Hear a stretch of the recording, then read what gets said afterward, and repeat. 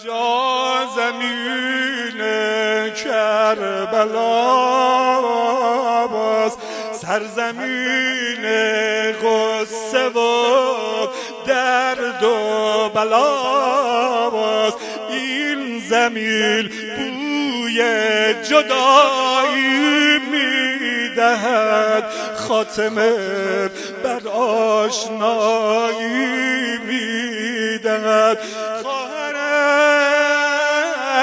اینجا اسیرت میکنم،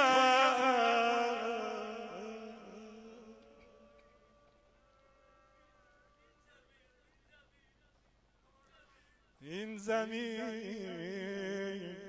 بوی جدایی میدهد، خاتمه بر آشنایی میدهد. خواهرم اینجا اسیرت میکنند، در همین 10 روزه پیرت میکنند، در همین 10 روزه پیرت میکنند. آری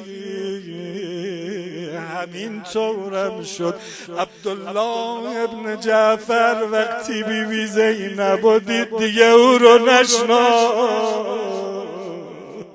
من یه بیت دیگه میخونم، فقط سادات منو ببخشن، زراری زهرا منو ببخشن.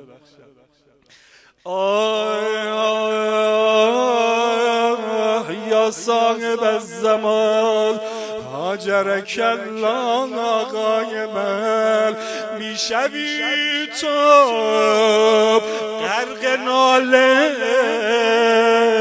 غرق خواهرم زینبم، میشوی تو غرق ناله غرق میزنم من دست و پا در قتلگاه،